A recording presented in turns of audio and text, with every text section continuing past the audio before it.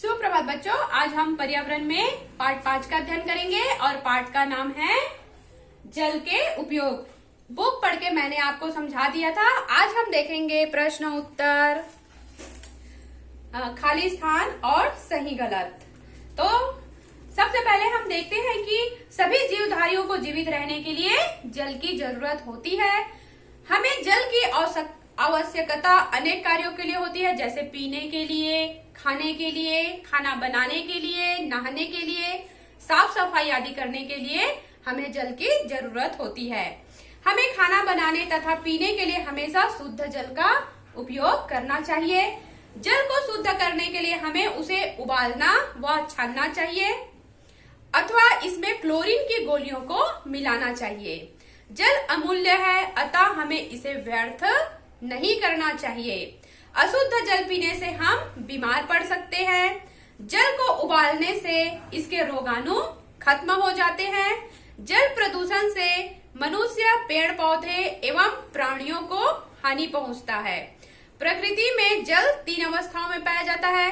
मैंने आपको बताया था कि प्रकृति में जल कितनी अवस्थाओं में पाया जाता है? 3, ठोस, द्रव, गैस। ठोस अवस्था में बर्फ, द्रव जल का है, और जो उसका गैसीय अवस्था है वो गैस में पाया जाता है। तो सबसे पहले हम देखते हैं जल के कोई 5 उपाय लिखिए। जल के कोई 5 उपाय लिखिए। तो पहला है पीने के लिए। जल के 5 पहला उपाय क्या है?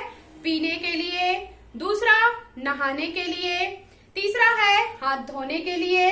चौथा है आग बुझाने के लिए, और 5वां है कपड़े धोने के लिए। जल के 5 उपयोग क्या है? पीने के लिए, नहाने के लिए, हाथ धोने के लिए, आग बुझाने के लिए और कपड़ा धोने के लिए। फिर जल के किन्हीं 4 स्रोतों के नाम लिखना है कि हमें जल किससे प्राप्त होता है। तो नदी से प्राप्त होता है, समुद्र से प्राप्त होता है, झील, तालाब से हमें जल प्राप्त होता है। किसे किसे? नदी से, समुद्र से, झील से, तालाब से हमें जल प्राप्त होता है। फिर तीसरा प्रश्न है जल प्रदूषण क्या है? तीसरा प्रश्न है जल प्रदूषण क्या है? जब जल में कुछ अनचाहे हानिकारक तत्व मिल जाते हैं तो इसे जल का प्रदूषण कहते हैं। जल में जब कुछ अनचाहे हानिकारक तत्व मिल जाते हैं तो इसे जल प्रदूषण कहते हैं।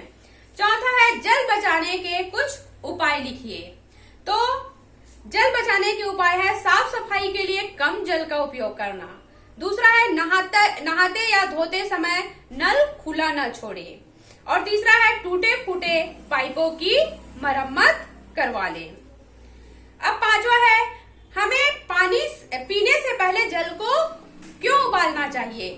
तो उत्तर होगा जल को उबालने से उनके रोगाणु खत्म हो जाते हैं, इसलिए पीने के लिए जल को उबालना चाहिए, जिससे उसके रोगाणु मर जाते हैं। अब है खाली स्थान भरिए। पहला, खाली स्थान एवं साबुन जल को प्रदूषित करते हैं। क्या? डिटर्जेंट एवं साबुन जल को प्रदूषित करते हैं। दूसरा है मनुष्य, जानवरों तथा खाली स्थान को जीवित रहने के लिए जल की आवश्यकता होती है। किसे? पेड़ों को। जल को खाली स्थान में उपस्थित रोगाणु को खत्म करते हैं। तो जल को उबालने से उसमें जो उपस्थित रोगाणु होते हैं वो खत्म हो जाते हैं। चौथा है हमें हमेशा साफ और खाली स्थान जल पीना चाहिए। हमें हमेशा साफ और शुद्ध जल पीना चाहिए। फिर 5वां है जल को जिस बर्तन में रखा जाता है उसकी खाली स्थान उसी के समान हो जाती है। तो उसकी जो आकृति है वो उसी के समान हो जाती है। जल को जैसा रखा जाता है जल की आकृति उसी के समान हो जाती है।